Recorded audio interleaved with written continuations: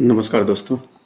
आज मैं आपके लिए लाया हूँ सोलर रूफटॉप प्रोजेक्ट में लगने वाले खर्च, उसमें गवर्नमेंट द्वारा क्या सब्सिडी दी जाती है और उससे रिलेटेड जो हैं अगर जो अपन लगाएं उसको तो फिर पेबैक पीरियड कितने महीनों में आएगी, एज ए टर्म्स ऑफ बिजली बिल अपने को क्या कितने महीनों में उसकी रिटर्न आ जाएगी।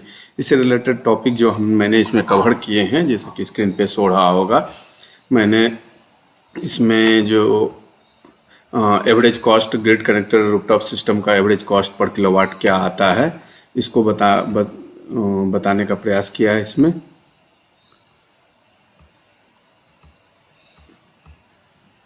उसके बाद कंडीशन क्या क्या रहेगी सब्सिडी लेने के लिए, और सब्सिडी कितना गवर्नमेंट कितने किलोवाट तक कितने अमाउंट तक क्या सब्सिडी देती है, वो कंज्यूमर का कंट्रीब्यूशन उसमें क्या होगा, और फाइनेंशियल बेनिफिट्स जो और पेबैक पीरियड्स क्या होंगे, इससे रिलेटेड चीज़ों को मैं इसमें बताऊंगा। इससे संबंधित कुछ क्वेश्चंस हैं जो भी मैं इसमें बताऊंगा। जैसे अपन ने सब्सिडी जो है 2 मॉडल अभी रन कर रहे हैं, कुछ तो डिस्कॉम द्वारा टेंडर कर प्रक्रिया के थोड़े वेंडर को सेलेक्ट किए गए हैं और कुछ नेशनल पोर्टल पे उसी कुछ वेंडर को जो है एम्पानलमेंट किया गया है। तो दोनों प्रक्रिया में सब्सिडी में क्या कुछ डिफरेंस रहेगी, क्या क्या बैंक डिटेल रिक्वायर्ड रहेगी सब्सिडी लेने के लिए, अगर जो उसमें कैंसिल चेक अपलोड करने की अगर वो कैंसिल चेक नहीं है तो फिर क्या अपने को देना रहेगा सब्सिडी लेने के लिए, और अगर सब्सिडी नहीं मिली है तो कंप्लेन किस तरह से अपन रेज करें, कहाँ पे कंप्लेन करें, और इसमें इंस्टॉल रूफटॉप सिस्टम अगर कोई भी किसी भी वेंडर से अपन अगर लगा लेते तब भी क्या सब्सिडी अपने को मिलेगी, या पर्टिकुलर इम्प्लीमेंट वेंडर जो है नेशनल पे डिस्कॉम पे होगी तब मिलेगी, क्या किसी दूसरे डिस्कॉम का किसी स्टेट में या कहीं दूसरे स्टेट में जो है नेशनल पोर्टल पे इम्प्लीमेंट वेंडर का है वो अपने यहाँ अपने डिस्कॉम एरिया में अगर लगा देता है तब भी क्या सब्सिडी मिलेगी, वैलिडिटी इसका सब्सिडी का कब तक का रहेगा, कितने सालों तक की सब्सिडी मिलेगी, और इसका वेंडर जो लगाने का क्या चार्ज करेगा अपने को, उससे रिलेटेड जो कंज्यूमर कंट्रीब्यूशन और चार्ज क्या करेगा सिस्टम को करने के लिए वेंडर, इससे रिलेटेड चीज़ों को मैं इसमें बताऊंगा। जिसे बिना समय गवाए मैं वीडियो शुरू करता हूँ, बाकी चीज़ें फिर अपन साथ साथ बात कर लेंगे। जैसे मैं इसमें सबसे पहले ये बताना चाहूँगा कि एवरेज कॉस्ट जो है grid connector roller rooftop project का जो है मनाली ने कुछ डिसाइड किए हैं, जो कि स्क्रीन पे इसमें डिस्प्ले, उसमें से 2 तरह के जनरल स्टेट्स हैं, कुछ ये जनरल स्टेट हैं और जो है कुछ ये जो है स्पेशल अदर स्टेट जो हैं स्पेशल स्टेट, जैसे नॉर्थ ईस्टर्न स्टेट जो भी हैं सिक्किम, नॉर्थ 7 सिस्टर्स जो भी हैं सिक्किम, हिमाचल, उत्तराखंड, इन सब के लिए अलग रेट है, जो कि इस रेट से जनरल स्टेट रेट से ये 10% ज़्यादा पे इस रेट को सेट किया गया है। और इसमें ये कॉस्ट जो है एक्सक्लूडिंग जीएसटी बताई गई है। यहाँ पे जो एक्सक्लूडिंग जीएसटी के बेंचमार्क कॉस्ट ये रहेंगे। इसमें से 1 किलोवाट तक के अगर प्लांट लगाते हैं तो इसके ये रेट रहेंगे, और ये तो इसकी मैं बात अभी नहीं कर रहा, ये मैंने साथ में एक ही बार बता दिया, ये रेट जो रहेगी 10% जो है इससे ज़्यादा रेट रहता है। फिर अगर 2 किलोवाट तक का प्लांट है तो ये आपकी ये रेट पड़ेगी 43,140। इसमें ऐसा नहीं है कि 1 किलोवाट तक का ये रेट और 1 से 2 तक का ये रेट नहीं, पूरे 1 से 2 है मतलब इंक्लूडिंग 1 लेके ये रेट लगेगी। सिमिलरली 2 किलोवाट से 3 किलोवाट तक का रेंज है तो पूरे प्लांट पे जो है ये 42,220 के रेट लगेंगे, और ये एक्सक्लूडिंग जीएसटी है।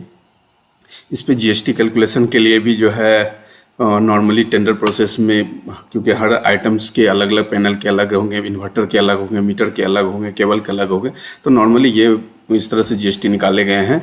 जो भी कॉस्ट रहेगी पर किलोवाट टोटल कॉस्ट, उसमें 70% मटेरियल को मानते हुए उसका 12% जीएसटी ले लेना है, और 30% लेबर रेट को मानते हुए उस पर 18% जीएसटी ले लेना है। इस तरह से आप जीएसटी रेट इंक्लूड करके मैं इसमें आगे वो भी कैलकुलेट करके आपको आगे बताऊँगा। सिमिलरली अपन आगे बढ़ते हैं, जो कंडीशन सब्सिडी लेने के लिए क्या क्या रहेगी, किस किस कंडीशन पे ये सब्सिडी अपने को मिलेगी। जैसे इसके लिए सबसे पहले जो है रेजिडेंशियल होना जरूरी, मतलब डोमेस्टिक कैटेगरी के कंज्यूमर को ही जो है सब्सिडी मिलेगी, दूसरे को नहीं मिलेगी। सिमिलरली ये हमेशा जो है ग्रिड कनेक्टेड होना चाहिए, मतलब स्टैंड अलोन ऑफ ग्रिड जो रहेगी उसके लिए ये नहीं रहेगी। सिर्फ ये हमेशा ग्रिड करने में नेट मीटरिंग जब तक लगेगी प्रोसेस नहीं होगी तब तक आपको ये नहीं मिलेगी। हाँ, इसके लिए विथ और विदाउट बैटरी बैकअप हो सकता है, लेकिन आपको ग्रिड कनेक्टेड रखना रहेगा। तीसरी ये इसमें 10 किलोवाट तक के ही जो है सब्सिडी मिलेंगे। उससे ऊपर के प्लांट आप लगा सकते हैं, 12, 15, 20 भी लगा सकते हैं, लेकिन सब्सिडी आपको सिर्फ 10 किलोवाट तक की ही जो है इसमें मिलेगी। सिमिलरली जो है इसमें प्लांट कैपेसिटी सब्सिडी कैलकुलेटेड पूर्व के भी आपके जो कुछ भी लगे हुए हैं प्लांट, तो उसको एक्सक्लूड करके जो आपको इसमें सब्सिडी मिलेगी, मतलब उस प्लांट को भी इंक्लूड कर लिया जाएगा। 10 किलोवाट पहले 3 किलोवाट लगा हुआ और 7 किलोवाट और आपने लगा लिया, सिर्फ 7 किलोवाट वाले पोर्शन पे ही मिलेगा। और ये 10 किलोवाट से ज़्यादा अगर आप लगाते हैं तो आपको सिर्फ लिमिटेड 10 किलोवाट तक की ही सब्सिडी मिलेगी। सिमिलरली इसमें एक ये इम्पोर्टेंट है, जो ग्रुप हाउसिंग सोसाइटी या रेजिडेंशियल वेलफेयर एसोसिएशंस कुछ हैं जो अपनी कॉलोनी में या फिर मल्टीज में कॉमन यूज के लिए अगर लगाना चाहते हैं, तो ये up to 500 kilowatt peak solar plant जो है 500 किलोवाट तक के जो हैं ये इसमें आपको सब्सिडी मिलेगी इसमें से। लेकिन इसमें एक कंडीशन ये है, जो आपको लगभग 50 घर को इंक्लूड करके मैक्सिमम, मतलब 50 घर इससे ज़्यादा रहेगा, मतलब आप 40 घर में 500 किलोवाट नहीं बता सकते, मैक्सिमम जो है आपको उसके लिए 50 घर बता के तब मतलब हर घर के लिए 10 किलोवाट आपको मानना पड़ेगा। और उससे में भी ये कंडीशन है, जो ऑलरेडी उन्होंने लगा रखा उसको इंक्लूड करके ये 500 किलोवाट का कैलकुलेशन किया जाएगा।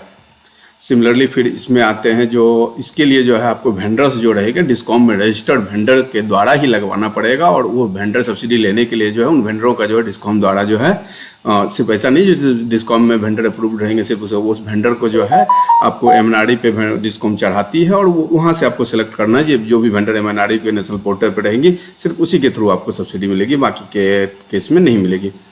तीसरी सबसे लास्ट कंडीशन इसमें यह है, जो भी आप लगाएंगे उसमें सोलर प्लांट की कैपेसिटी जो रहेगी वो, या इन्वर्टर की कैपेसिटी या डिस्कॉम जो भी आपको सेंशन करती है, उस तीनों में से जो लोएस्ट रहेगा उस आरई प्लांट कैपेसिटी पे ही आपको सब्सिडी मिलेगी। तो ये सब्सिडी की ये कंडीशंस थे, मैंने इसको बताया। फिर आगे अपन बढ़ते हैं, इसमें सब्सिडी कैपिटल सपोर्ट जो गवर्नमेंट द्वारा क्या क्या मिलेंगे, ये जैसे मैंने आपको बता दिया, सिर्फ रेजिडेंशियल सेक्टर मिलेगा, अदर सेक्टर में नहीं मिलेगा।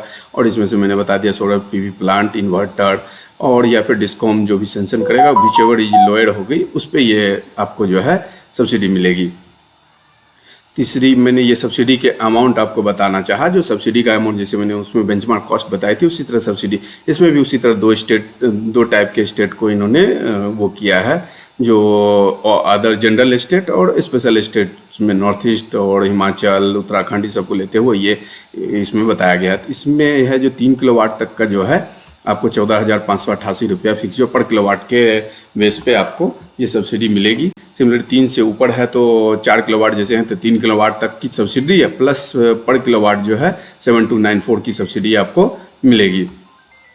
सिमिलरली इसमें 10 किलोवाट तक में जो भी आएगी इसी कैलकुलेशन से 3 किलोवाट तक का ये 14,588 मल्टीप्लाई बाय 3 प्लस एवब जो भी 10 किलोवाट तक के रहेंगे पर किलोवाट तो 6 किलोवाट और है तो मल्टीप्लाई करके 7294 से ये आपको सब्सिडी मिलेगा। और 10 किलोवाट से ऊपर है तो फिक्स सिर्फ इतना 10 किलोवाट तक की जो सब्सिडी बनती है वही आपको 10 किलोवाट से ऊपर रहने पे मतलब 11 किलोवाट के 10 किलोवाट की सब्सिडी मिलेगी। तो वो इस तरह सिमिलरली जो अदर स्टेट के लिए 17,662 और फिर 17,662 मल्टीप्लाइड बाय 3 प्लस ये इसका 50% जो आपको 3 किलोवाट तक के मिल रहे हैं उसी का 50% जो है 3 से ऊपर में मिलेंगे आपको पर किलोवाट के बेसिस पे। सिमिलरली ग्रुप हाउसिंग सोसाइटी में इस रेट को जो 3 किलोवाट से ऊपर के रेट हैं वही पर किलोवाट के रेट से आपको ग्रुप हाउसिंग सोसाइटी में भी ये रेट से अप टू 500 किलोवाट तक आपको इसमें सब्सिडी मिलेगी। सिमिलरली मैंने ये कैलकुलेशन आप लोगों के लिए किया है, मैं इसकी एक्सेल शीट भी बताऊंगा आपको।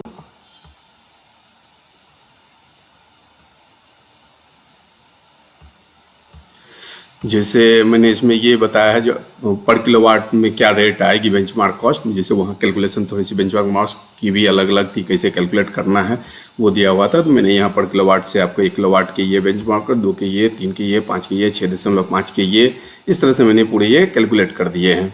सिमिलरली जो है बेंचमार्क कॉस्ट में मैंने जैसा जीएसटी का बताया था, जो भी कॉस्ट है उसका 70% मटेरियल कॉस्ट लेते हुए उस पर 12% जीएसटी और 30% लेबर रेट लेते हुए 18% जीएसटी लेके ये लगभग 13.8% की इन फ्लैट आप इस पर लगा दें तो ये आपकी हो गई विथ जीएसटी कॉस्ट। और फिर मैंने इसको ये कॉस्ट पर किलोवाट भी निकालने का वो किया, जो इसको सिंपल डिवाइड करके तो ये आप देखेंगे कॉस्ट पर किलोवाट जो है धीरे धीरे जैसे जैसे हायर कैपेसिटी की लगेगी, चूँकि टोटल प्लांट की कॉस्ट आ गई तो आपकी अमाउंट भी जो है वहाँ से पर किलोवाट में रिड्यूस होगी।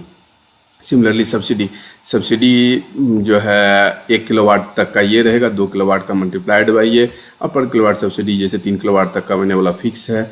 इसके बाद जो रहेगी ये आगे इस तरह से आपकी होगी 10 किलोवाट की टोटल सब्सिडी ये बनती है, जो कि पर किलोवाट रेट से ये रहेगी, और आगे जो भी रहेगी 10 से ऊपर फिक्स सब्सिडी आपको इतनी ही मिलेगी, जो पर किलोवाट रेट से थोड़ी सी कम हो सकती है। फिर वही चीज़ मैंने 500 किलोवाट सिर्फ रेसिडेंशियल वेलफेयर एसोसिएशन के लिए बताया, जो टोटल आपको बेंचमार्क कॉस्ट इतने पे लगाने पे ये लगेगी, और सिमिलरली जो है पर किलोवाट आपको सब्सिडी जो है इतनी ही मिलेगी, टोटल सब्सिडी इतनी मिलेगी। यही चीज़ सेम कैलकुलेशन जो है स्पेशल स्टेट के लिए भी इसमें किए गए हैं।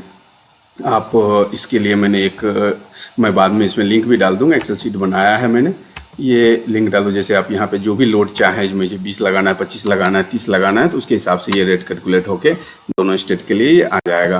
तो आप ये चाहेंगे तो मैं आप लोगों को भी शेयर कर दूंगा, उसमें लिंक में डाल दूंगा, जिससे आप जो है जिस लोड पे भी, जैसे मैंने 3.5 ही लगाया तो मेरी क्या बनेगी, सबसे बेंचमार्क कॉस्ट क्या आएगा पर किलोवाट से, और ये चीज़ों को मैंने इसमें कैलकुलेट करके बताया है, जो कि मैं लिंक वीडियो के डिस्क्रिप्शन में डाल दूंगा। तो आप वो चाहें तो इस एक्सेल शीट को डाउनलोड भी कर सकते हैं। सिमिलरली अपन आगे बढ़ते हैं। फिर इसमें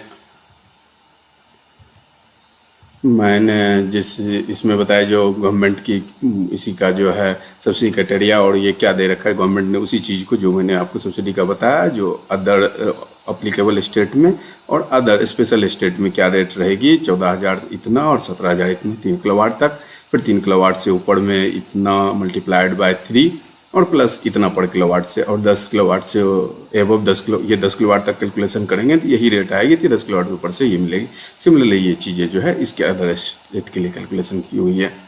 सिमिलरली इसी का अगर कैलकुलेशन MNRE द्वारा जो किया गया है, 2.5 किलोवाट तक में इतना मल्टीप्लाइड बाय 2.5, 3 किलोवाट में इतना मल्टीप्लाइड बाय 3, और 4 किलोवाट में इतना मल्टीप्लाइड बाय 3, और इतना 4 किलोवाट का तो 1 किलोवाट का 7, इतना इस तरह से ये रेट निकाले गए हैं। सिमिलरली अदर स्टेट के लिए भी ये निकाले गए हैं। इसमें एक कैलकुलेशन जो है यहाँ पे, ये दोनों कैलकुलेशन थोड़ी सी गलत हो रखी है, जिसको मैंने यहाँ करेक्ट करके यहाँ पे बता रखे हैं। करेक्ट हो गया, मतलब MNRE के उस कैलकुलेशन में ही जो है ऑनली ये फार्मूला तो सही लिखा हुआ है, सिर्फ जो है ये कैलकुलेशन जो है नेट रिजल्ट जो आनी थी वो गलत आई हुई है। फिर ये 10 किलोवाट तक सही है, ये भी सही है। तो इस तरह से ये सब्सिडी की ये चीज़ें। अब मैं इसमें आपको कंज्यूमर कंट्रीब्यूशन क्या देना रहता है, अगर अपन लगाते हैं इसमें, तो अपने को वो वेंडर जो लगाएगा क्या कॉस्ट लेगा, और इसमें अपने को क्या देना है। तो इसमें 2 तरह की चीज़ें रन हो रही है, मैं इसमें बताऊंगा। जैसे नेशनल पोर्टल के थ्रू आप अप्लाई करके उस चीज़ को ले रहे हैं, तो आपको कॉस्ट जो है म्यूचुअली डिसाइडेड करना पड़ेगा आपके और वेंडर्स के बीच में। इसके लिए आपको ये ध्यान रखना है, आपको बेंचमार्क कॉस्ट जो है आपको ध्यान रखना है, उसके हिसाब से आपको पूरे के पूरे पैसे उनको वेंडर्स को देने हैं। और सब्सिडी जो है आपके सब्सिडी इसमें जो है paid to consumer bank account में होगा। दूसरी, अगर जो है टेंडर प्रोसेस से रेट डिस्कवर किए हुए हैं और वो वेंडर उस तरह की चीज़ों को लगा रहा है, जैसे कुछ रेट डिसाइड कर रहे हैं L1 में, तो उस केसेस में क्या है, जो सब्सिडी जो होती है पेड टू वेंडर्स होते हैं, तो इसमें आप सब्सिडी अमाउंट को कम करके जो कॉस्ट डिस्कवर उनका हुआ है वो रेट उनको पे कर सकते हैं और सब्सिडी उनके अकाउंट में आएगी। तो नॉर्मली ये प्रोसीजर तो अब ऑलमोस्ट उसने MNRE बंद कर दी है। अब नया जो भी एप्लीकेशन रहेगी वो सारी जो है नेशनल पोर्टल के थ्रू जो है cost mutually decided by application और वेंडर्स के बीच में रहेगी। और आपको एज ए वेंडर आपको ये ध्यान रखना है कॉस्ट वो कितना ले रहा है, उसके बेंचमार्क कॉस्ट का आपको ध्यान रखना है किसी भी स्टेट और स्पेशल स्टेट के लिए। इसमें कुछ चीज़ें हैं जो वो ज़्यादा ना ले ले, जैसे टेंडर प्रोसेस में, उसके लिए कुछ गाइडलाइन भी उन्होंने दी है जो एडवाइजरी जारी किया उनके लिए। और कुछ कंप्लेन भी अगर रहती है तो आप इस पर कर सकते हैं, जिससे क्या रहेगा वेंडर को डिबार्ड भी किया जा सकता है इन चीज़ों के लिए। सिमिलरली फिर आगे बढ़ते हैं। इसमें मैंने एक ये फाइनेंशियल बेनिफिट्स की बात की, जैसे अपन सोलर प्लांट तो लगा लिए 3 किलोवाट 5, वो कितनी एनर्जी जनरेट करेगा पर डे में, और उससे जो अपनी टैरिफ रेट्स जो भी हो उस पर अपने को क्या बेनिफिट्स मिलेंगे और कितने सालों में अपन ने जैसे लगा दिया 1.5 लाख रुपए लगा दिए, उसमें से 14 थे 42 कुछ भी 40,000 अपने को सब्सिडी मिला, 1 लाख रुपए जो लग गए हैं, तो वो एज ए बिजली बिल अपने को कब तक वो रिटर्न, कितने महीनों में रिटर्न होगी, इसकी एक कैलकुलेशन शीट भी मैंने जो है इसमें भी एक्सेल शीट भी बनाई है, वो भी आपको शेयर करूँगा। मैं एक्सेल शीट भी उसके डिस्क्रिप्शन में मैं डालूँगा, आप वहाँ से देख लेंगे। यहाँ मैं छोटी सी थोड़ी सी बताने का प्रयास कर रहा हूँ।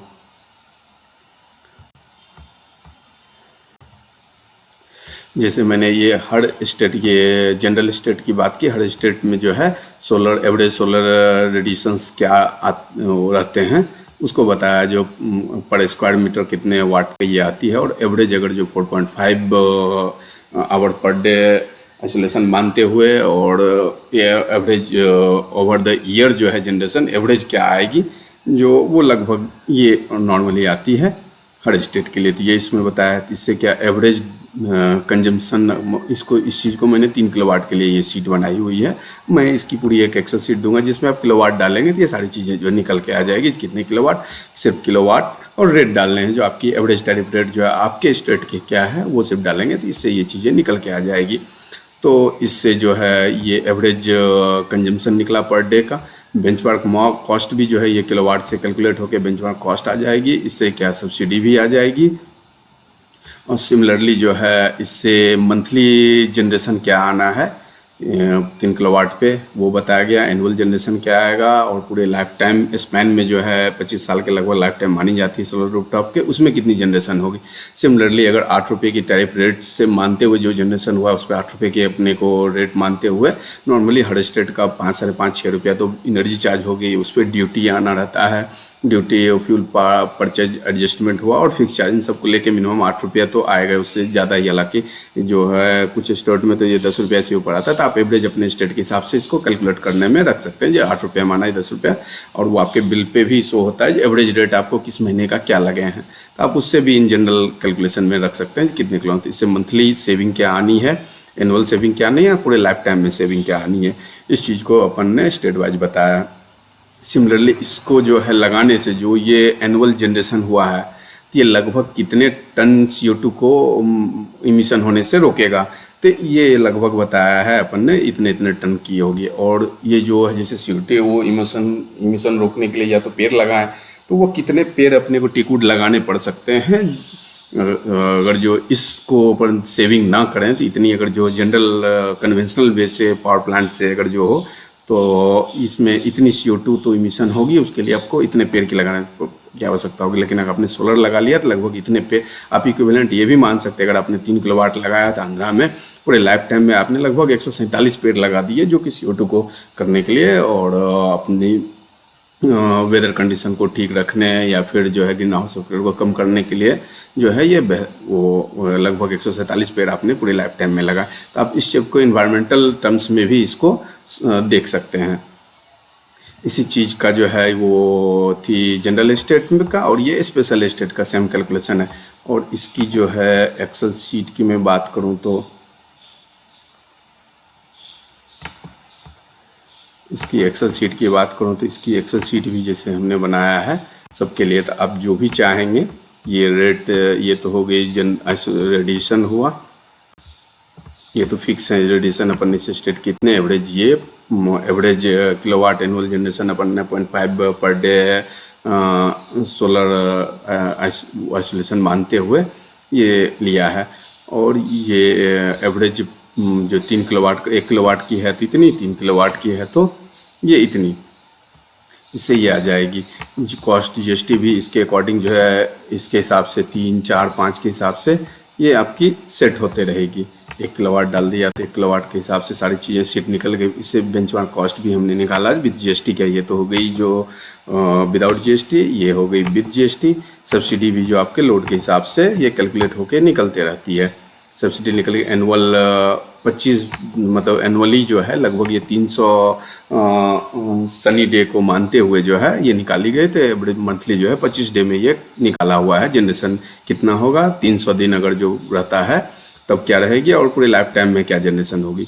इससे क्या मंथली सेविंग ये 8 रुपया, आप चाहें तो इसको 10 रुपया कर लें या फिर कर लें 6 रुपया कर लें, इसके हिसाब से आपकी चीज़ें जो है निकल के आ जानी है। फिर कर लें आप 8 रुपया, तो उसके हिसाब से जो भी आप चाहें तो ये दोनों चीज़ें एवरेज टैरिफ रेट और इसको सेट करके ये पूरी जो है सीट को आप अपडेट कर सकते हैं।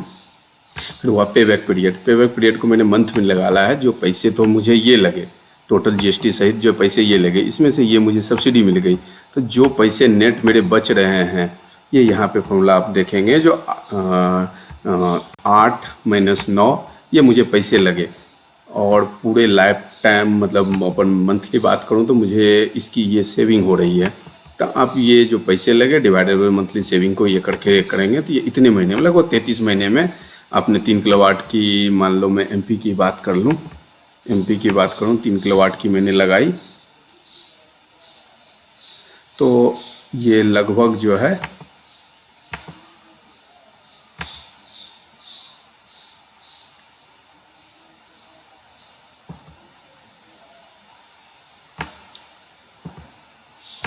ये 33, जैसे आंध्रा की बात करूँ तो ये 33 के आसपास जो है ये आएगी।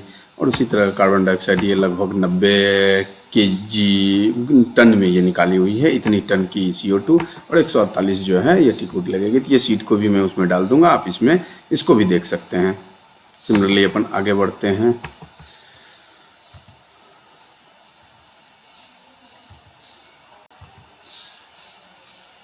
इसमें 5-6 क्वेश्चन जो जिसकी मैंने बात की थी, जो उसकी बात करूं, अगर ये दो तरह के मॉडल हैं, दोनों में डिफरेंस ये है जो इसमें जो L1 रेट रहेंगे उसके जो है ये परसेंटेज में भी चल रहे हैं। नेशनल पोर्टल में तो जो सब्सिडी रेट 14,588 या फिर 17,662 बताया था वो लगनी है 862, और इसमें जो है ये कुछ परसेंटेज में आपको मिलती है। तो स्लाइटली डिफरेंस है इस दोनों चीज़ों में।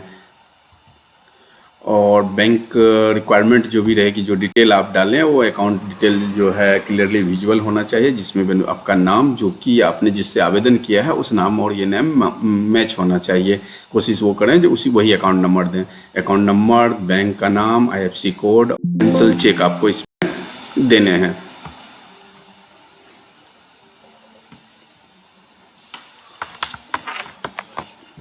सिमिलरली अगर जो कैंसिल चेक नहीं है तो फिर क्या करेंगे अपन, तो पासबुक को आप दे सकते हैं, लेकिन उसमें जो रहेगा आपके नाम और बैंक नाम, IFSC कोड, अकाउंट नाम, ये सब जो है डिटेल क्लियरली विजुअल। अगर ये नहीं रहेगा और ठीक से आप अपलोड नहीं करेंगे तो आपकी क्लेम जो है रिजेक्टेड हो सकती है। सिमिलरली जो ग्रीवेंसेस के लिए उन्होंने क्या, मैंने उसमें जो बताया था एडवाइजरी में, उसमें कंप्लेन की ID दी हुई है, आप उस पर कंप्लेन कर सकते हैं, जिससे आप सब्सिडी जो है, और सब्सिडी देने के लिए टाइमलाइन जो है लगभग 30 डेज की है। आपने जब सबमिट की उससे 30 डेज में आपको सब्सिडी जो है डिस्पर्स की जाती है MNRE द्वारा। सिमिलरली जो मैंने बताया, जो रूफटॉप सिस्टम किसी भी वेंडर से लगा लें तो क्या सब्सिडी मिलेगी? नहीं, इसके लिए डिस्कॉम में इम्प्लीमेंट होना है। और जैसे आपने खुद से लगा लिया या कि नॉन रजिस्टर्ड वेंडर से लगा लिया तो इस केसेस में आपको सब्सिडी नहीं मिलेगी। इसके लिए डिस्कॉम में रजिस्टर्ड होना है, और नई प्रोसेस में तो डिस्कॉम द्वारा फिर से जो है उसको MNRE पोर्टल पे अप्लीकेबल जो भी बैंक गारंटी वगैरह लेके ही जो है उसको MNRE पोर्टल पे रजिस्टर करेंगे, वहीं पे आप इसको सेलेक्ट कर सकते हैं, उसके थ्रू ही आपको सब्सिडी मिलेगी, नहीं तो सब्सिडी आपको नहीं मिलेगी। सिमिलरली जो है अगर जो कोई वेंडर जो है दूसरे डिस्कॉम में है, किसी स्टेट का या फिर बिहार में है, और वो यहाँ आके लगाते, चूँकि वो MNRE पे भी रजिस्टर्ड है, तो तब सब्सिडी मिलेगी कि नहीं? इस केसेस में भी सब्सिडी नहीं मिलेगी। आपके एरिया के डिस्कॉम का ही वो रजिस्ट्रेशन उसका होना है, और उनके द्वारा ही जो है उसको जो है MNRE पोर्टल पे अपलोड करना है, तभी सब्सिडी मिलेगी, नहीं तो सब्सिडी आपको इस केसेस में भी नहीं मिलेगी। सिमिलरली अपन बात करें जिसकी वैलिडिटी जो है अभी तो जो है सब्सिडी का मतलब पूरी स्कीम की ही जो है 31/3/2026 तक की है, और वो रेट जो सब्सिडी मैंने प्रीवियस स्लाइड में आपको बताए थे वो अभी जो है 2023 के लिए वैलिड है। वो रेट हो सकती है रिवाइज होगी, लेकिन वो प्रोबेबली ये संभावना है जो 31/3/2026 तक ये जो है सब्सिडी के भी स्कीम चले। सिमिलरली अपन आगे बात करते हैं जो कॉस्ट क्या डिस्काउंट वो लेगा, तो कॉस्ट का मैंने वही बताया जो आपको म्यूचुअली डिसाइड करना रहेगा क्या कॉस्ट लेगा, और सब्सिडी आपके अकाउंट में आएगी सिंपल प्रोसीजर में। तो इसमें जो है लगभग इतनी चीज़ों को मैंने बताया है। आगे जैसे बात करते हैं अपन, अभी मैं इस टॉपिक को बता रहा हूँ, rooftop solar net metering cross metering से रिलेटेड मैं लगभग इतनी टॉपिकों को कवर करूँगा, जिसमें अभी सिर्फ मैंने बेंचमार्क कॉस्ट और सब्सिडी और पेबैक पीरियड को इसमें कंसिडर किया है। इन सारी चीज़ों को नंबर बाय नंबर में इसमें बताऊंगा, आप इसमें वीडियो में बने रह सकते हैं। सिमिलरली मैं अपने बारे में बता दूं, जैसे मैं रवि कुमार पाठक एग्जीक्यूटिव इंजीनियर हूं, 14 साल से लगभग डिस्कॉम सेक्टर में कार्य कर रहा हूं, जिसमें वनडम construction project, commercial revenue regulation सारी चीज़ों में काम किया है। बीटेक मेरी national institute of technology electrical engineering से पटना से हुई है। मैं सर्टिफाइड एनर्जी ऑडिटर हूँ, सर्टिफाइड एनर्जी मैनेजर हूँ। मैं MP के लाइसेंस इलेक्ट्रिकल सेफ्टी डिपार्टमेंट से कंस्ट्रक्शन और सेफ्टी सुपरवाइजर में लाइसेंस ले रखी है। मैंने IGNOU से भी पावर डिस्ट्रीब्यूशन मैनेजमेंट में कोर्स कर रखा है। मैंने इलेक्ट्रिकल सेफ्टी में national safety council of India से भी कर रखा है। मैंने प्रोजेक्ट मैनेजमेंट में भी जो ग्रुप ऑफ आईआईटीज के हैं, एनपीटीईएल जो है ग्रुप ऑफ आईआईटी द्वारा कंडक्ट ऑनलाइन कोर्सेज किए जाते हैं, उससे project management, non conventional energy resource और इलेक्ट्रिकल व्हीकल में भी मैंने कोर्स कर रखे हैं। आप सब्सिडी से रिलेटेड इसमें और भी कुछ छूट गए होंगे तो आप वो वीडियो के उसमें कमेंट में आप कमेंट कर सकते हैं। मैं उसका पर्टिकुलर सही समय पे आपको जो है, जब भी मुझे समय मिलेगा मैं उसमें ज़रूर जवाब दूंगा। Thank you.